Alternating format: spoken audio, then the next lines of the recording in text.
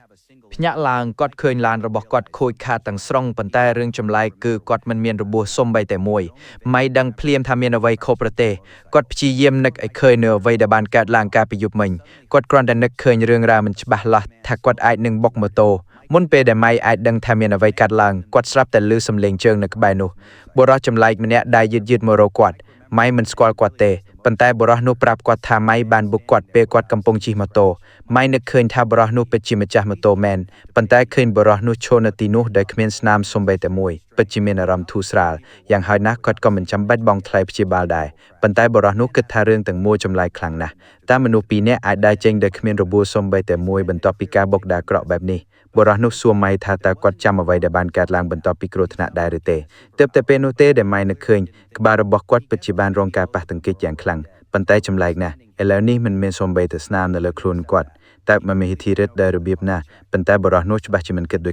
នេះទេគាត់ស្មានថាប្រហែលជាពួកគេទាំងពីរនាក់បានស្លាប់បាត់ទៅហើយអ្នកដែលឈរនៅទីនេះគ្រាន់តែជាព្រលឹងរបស់ពួកគេម៉ៃមិនអាចទទួលយករឿងនេះបានទេគាត់ក៏បញ្ញាប់រត់ទៅមើលឡានប៉ុន្តែអ្វីដែលគាត់ឃើញធ្វើឲ្យគាត់ភ្ញាក់ផ្អើលយ៉ាងខ្លាំងនៅក្នុងឡានគឺជាសាកសពរបស់គាត់ផ្ទាល់បន្ទាប់ពីដឹងថាគាត់ស្លាប់ហើយម៉ៃក៏ភ័យស្លន់ស្លោយ៉ាងចម្លែកគាត់ថែមទាំងចាប់ផ្ដើមលងលោមម៉ៃដែលប្រាប់ឲ្យគាត់ទទួលយកការពិតប៉ុន្តែម៉ៃអាយុ20ឆ្នាំមិនព្រមជឿទោះបីជាបុរសនោះព្យាយាមបញ្ចូលគាត់ក៏ដោយប៉ុន្តែម៉ៃនៅតែជឿថាវាគ្រាន់តែជាស្បិនប៉ុន្តែខណៈពេលដែលអ្នកទាំងពីរនាក់កំសំលេងឡានមកជិតពីចម្ងាយពួកគេងាកក្រោយហើយឃើញមនុស្សចម្លែកម្នាក់បើកឡានកាត់ម៉ៃគិតថាទីមានម្នាក់អាចមើលឃើញគាត់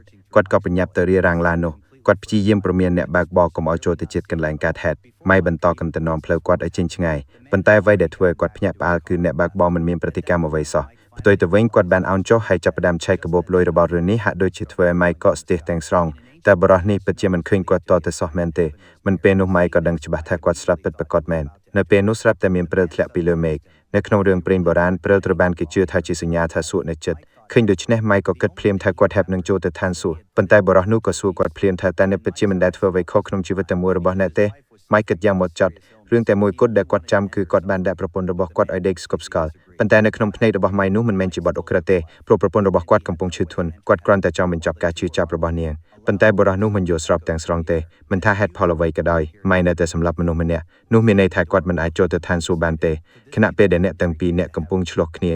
ស្រាប់តែមានសម្លេងផ្ទោះយ៉ាងខ្លាំងបន្លឺឡើងក្នុងខ្យល់បន្តមកទ្វារពណ៌សដ៏ធំមួយបានលេចឡើងនៅពីមុខពួកគេឃើញទ្វារនោះពួកគេទាំងពីរអ្នកមើលទៅរំភើបតែនេះអាចជាទ្វារទៅឋានសួគ៌មែនទេប៉ុន្តែខណៈពេលដែលពួក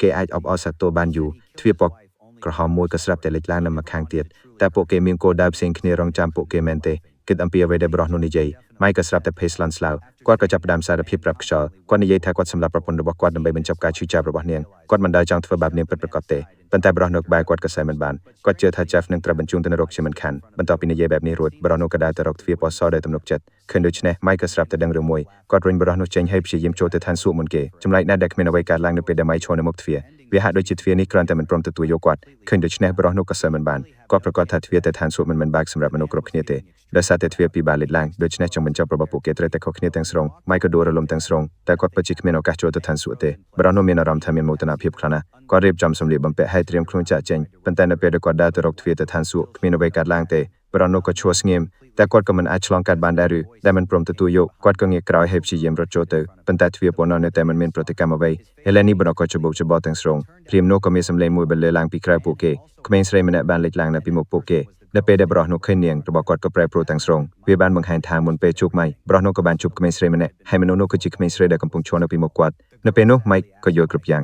មនុស្សដែលទ្វារពណ៌សកំពុងរងចាំគឺក្មេងស្រីម្នាក់នេះក្មេងស្រីនោះសួរម៉ៃដែលសោកសៅថាតើម៉ាក់នឹងប៉ាខ្ញុំនៅឯណាឃើញនាងម៉ៃចង់លងលោមនាងប៉ុន្តែក្មេងស្រីនោះភ័យខ្លាចខ្លាំងណាស់មុនពេលម៉ៃអាចចូលទៅចិត្តបាននាងក៏ស្រែករកជំនួយសម្លេងស្រែកនោះធ្វើបបរនោះបាត់បង់ការអត់ធ្មត់ទាំងស្រុងគាត់ចាប់ក្មេងស្រីនោះឲ្យបននាងទៅរកទ្វារពណ៌សពិតមែនហើយក្មេងស្រីនោះក៏បាត់ខ្លួននៅពីក្រៅទ្វារបន្ទាប់មកទ្វារពណ៌សក៏ស្រាប់តែបាត់ទៅវាហាក់ដូចជាទ្វារនេះមិនដែលសម្រាប់ពួកគេទេអ្នកទាំងពីរអាចទទួលយកការពិតបានបន្ទាប់មកពួកគេក៏ដើរយឺតៗទៅរកទ្វារពណ៌ក្រហមប៉ុន្តែប្រឈមមុខនឹងនរកដែលមិនស្គាល់ម៉ៃក៏ពោពេញដោយភាពភ័យខ្លាចគ្មាននរណាម្នាក់ដឹងថាការដាក់ទណ្ឌកម្មបែបណាកំពុងរងចាំនៅពីក្រៅវាគាត់សម្គាល់ឃើញភាពស្ទាក់ស្ទើររបស់ម៉ៃពីងយ៉ាក់មួយស្រាប់តែលេចឡើងនៅពីក្រៅម៉ៃមើលទៅសត្វដ៏គួរឲ្យខ្លាចនោះម៉ៃក៏បិទភ្នែកហេរត់ចូលទៅក្នុងទ្វារនៅពេលដែលគាត់បើកភ្នែកម្ដងទៀតគាត់ក៏នៅក្នុងនរកបាត់ទៅហើយមើលទៅប្រលឹងដែលកំពុងដេកនៅពីមុខគាត់ម៉ៃក៏ភ្ញាក់ផ្អើលបន្ទាប់មកគាត់ក៏ឃើញក្មេងស្រីម្នាក់កំពុងឈរនៅពីមុខម៉ៃមិនអាចយល់បានថាហេតុបានជាក្មេងស្រីតូចម្នាក់នៅក្នុងនរក រហូតដល់ពេលដែលគាត់ប៉ះនាងការចងចាំទាំងអស់ហ្នឹងក៏ស្រាប់តែហូរចូលទៅក្នុងចិត្តរបស់ម៉ៃវាបានបង្ហាញថាក្មេងស្រីនៅកើតក្នុងគ្រួសារអ្នកមាន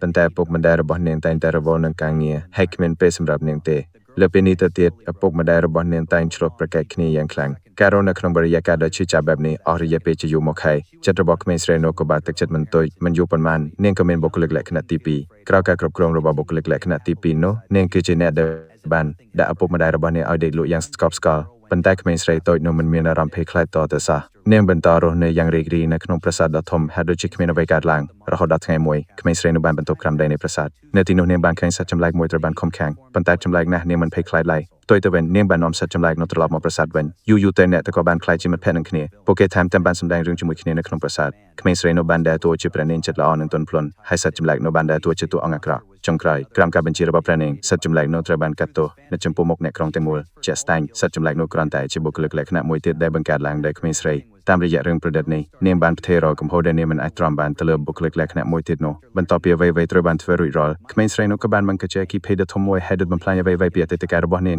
បន្ទាប់ពីដឹងរឿងពិតរបស់ក្មេងស្រីនោះមកម៉ៃក៏មានអារម្មណ៍ឈឺចាប់យ៉ាងខ្លាំងគាត់មិនអាចជឿថាក្មេងតូចបែបនេះអាចក្លាយជាមនុស្សខូខើបែបនេះបន្ទាប់មកក្មេងស្រីម្នាក់ទៀតបានតាក់ទាញចំណាប់អារម្មណ៍របស់គាត់នៅវិនាទីបន្ទាប់ការចងចាំមួយទៀតក៏បានហូរចូលក្នុងចិត្តរបស់គាត់ក្មេងស្រីម្នាក់នេះរងការបៀតបៀនរាល់ថ្ងៃមិត្តរួមថ្នាក់របស់នាងតែងតែរញច្រាននាងចេញនាងមិនអាចគេចផុតពីបន្ទប់ទឹកក៏ដោយពួកគេនឹងបិទទ្វារដោយចេតនាហើយធ្វើឲ្យមានសម្លេងរំខានរហូតដល់គ្មានទីបន្ទប់ចេញមកដោយភាពភ័យខ្លាចបន្ទាប់មកអ្នកគ្រប់គ្នានឹងបន្ទោសនាងប៉ុន្តែការពិតគ្នាមិនដែលធ្វើអ្វីខុសឡើយថ្ងៃមួយក្មេងស្រីនោះក៏បានប្រាប់ម្ដាយរបស់នាងថានាងមិនចង់ទៅសាលារៀនទៀតទេប៉ុន្តែមិនដែលបង្ហាញហេតុផលពិតឡើយម្ដាយរបស់នាងគិតថានាងគ្រាន់តែកិច្ចវេពីការសិក្សាដូច្នេះនាងលួចលំនាងមួយផ្លែតមុនពេលចេញទៅធ្វើការប៉ុន្តែនៅពេលដែលម្ដាយរបស់នាងត្រឡប់មកផ្ទះវិញនៅយប់នោះគាត់បានរកឃើញថាកូនស្រីរបស់ដេកលក់យ៉ាងស្កប់ស្កល់ទៅហើយដោយប្រឈមមុខនឹងឈុតឆាកដ៏សោកសៅនេះម្ដាយក៏បានបាក់ទឹកចិត្តទាំងស្រុងនាងដឹងថាកូនស្រីរបស់នាងតែងតែចូលចិត្តធ្វើដំណើរដូច្នេះនាងក៏បាននាំកូនស្រីរបស់នាងចេញពីកន្លែងនេះប៉ុន្តែនៅតាមផ្លូវរថយន្តរបស់ពួកគេក៏បានបុកដើមឈើម៉ាក់បានបង្ខំខ្លួនឯងចេញពីការចងចាំរបស់ក្មេងស្រីនោះគាត់មិនអាចយល់បានថាហេតុអ្វីបានជាក្មេងស្រីដែលមិនបានធ្វើអ្វីខុសសោះ